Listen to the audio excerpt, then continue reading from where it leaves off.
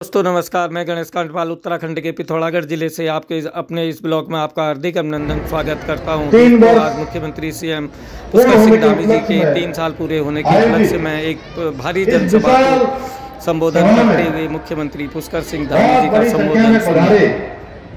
आप सभी माताओं बहनों का, नौजवानों का, बड़े बुजुर्गों का मैं हृदय से स्वागत करता हूं। आप सबका अभिनंदन करता हूं, आप सबको प्रणाम करता हूं।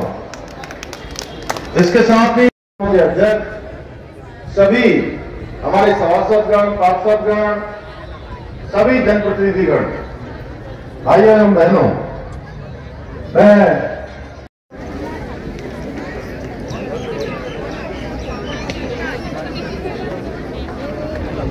कार्यक्रम की शुरुआत में कुछ विलंब हो रहा है। अब मैं मंच पर आमंत्रित करती हूं अपने अगले वक्ता के रूप में माननीय श्री सुरेश जोशी जी को कि वो अपना संबोधन देने का कष्ट करें।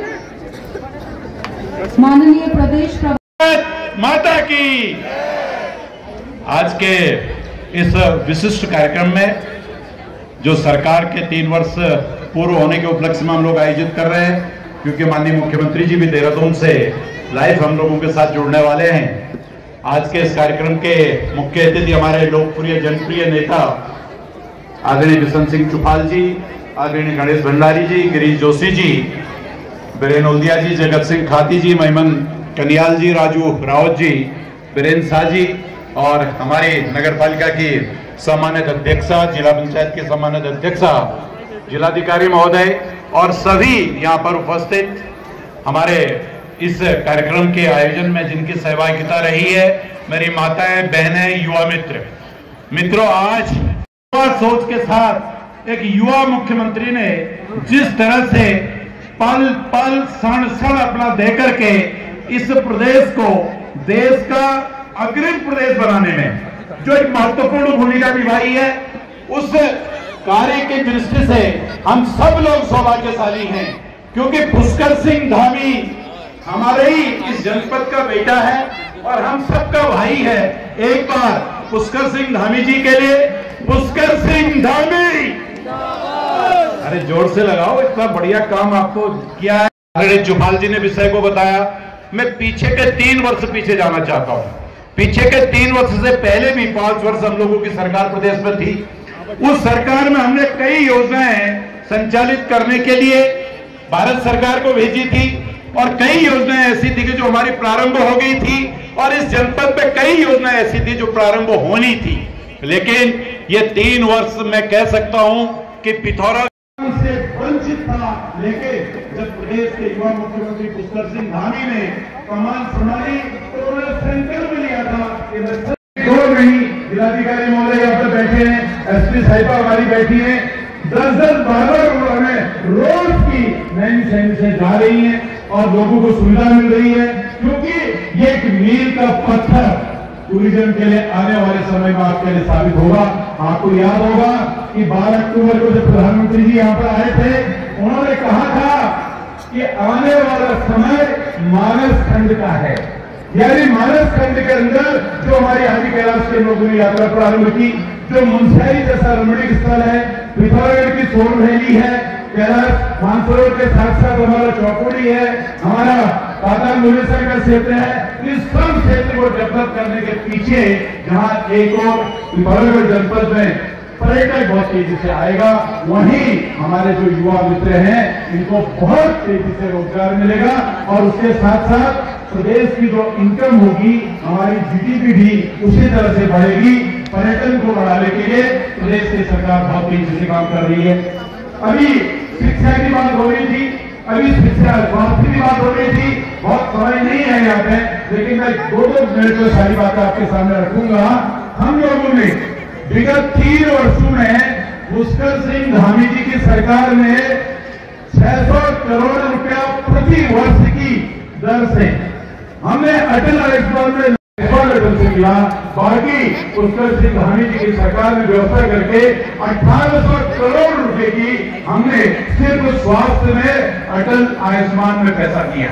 अभी कितनी बड़ी रकम है मित्रों इंदिरा गांधी जी, कहने के लिए तो लोग बहुत कुछ कहते हैं, लेकिन पिछली सरकारों को अगर आप इतिहास देखोगे, जहां हम 1800 करोड़ की बात कर रहे हैं, तो वहां 18 करोड़ रुपया भी नहीं होता था।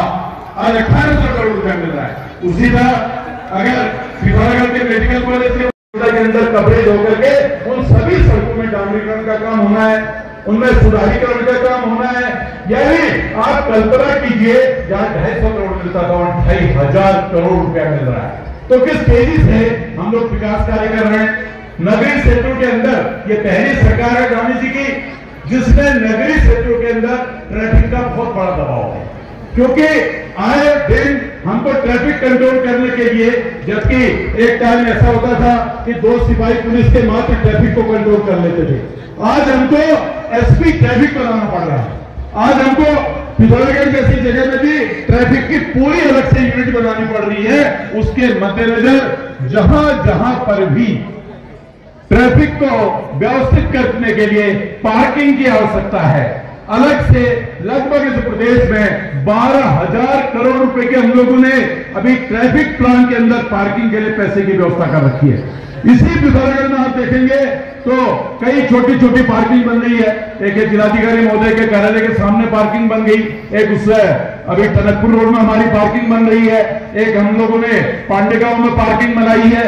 यानी उस दबाव को कैसे हम कर सके, उसमें भी हम बहुत तेजी से काम कर रहे हैं।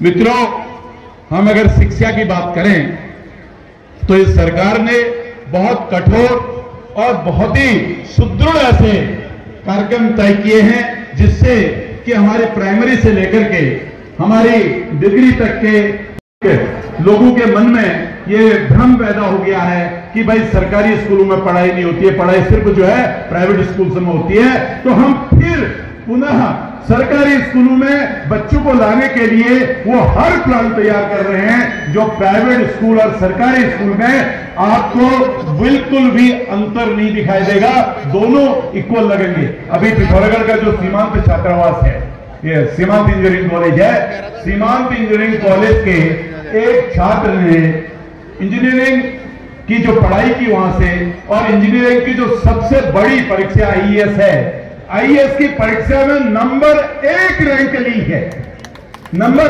1। अब अंदाज लगा सकते हो, आज भी सरकारी विद्यालयों का कोई जवाब नहीं है। आपकी बहुत बड़ी बड़ी यहां पर डीम्ड यूनिवर्सिटी चल रही है, किसी डीम्ड यूनिवर्सिटी का बच्चा आईएएस में नंबर 1 नहीं ले पा रहा है। तो इसलिए सरकार के जो प्रयास हैं, सरकार हर दृष्टि से प्रयास कर रही है। बहनें हमारी पीछे बैठी हैं, उनके लिए सरकार ने जो हमारी पेंशन योजनाएं थी, हर पेंशन योजना में 200 रुपए से लेकर के हमने 1000 रुपए तक की बढ़ोतरी की है।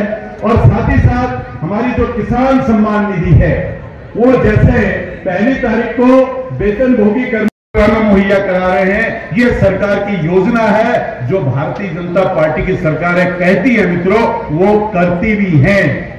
जब युवा मुख्यमंत्री पुष्कर सिंह धामी जी ने कमान संभाली थी, उन्होंने युवाओं को आश्वासन दिया था, अगर आप 23 मार्च 2022 की शपथ ग्रहण के बाद धामी जी की बाइट को अगर देखेंगे तो उन्होंने कहा था कि मैं इस प्रदेश के प्रत्येक युवा को रोजगार से जोड़ूंगा। और जितने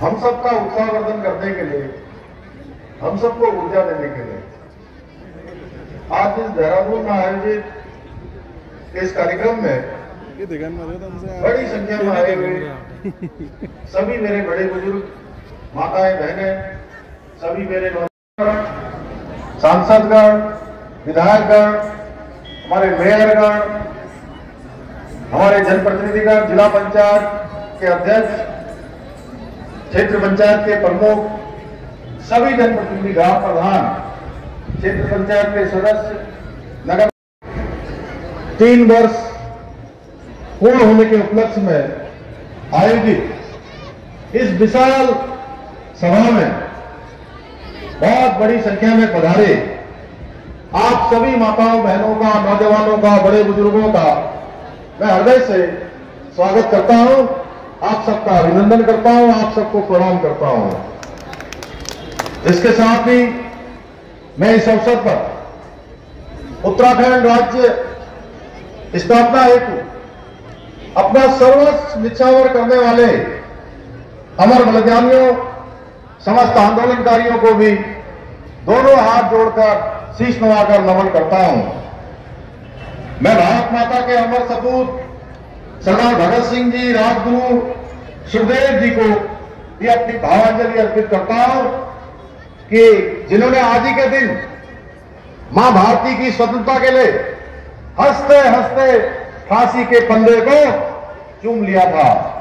भाइयों बहनों, आप सभी इतनी भारी संख्या में यहां पर उपस्थित हुए हैं।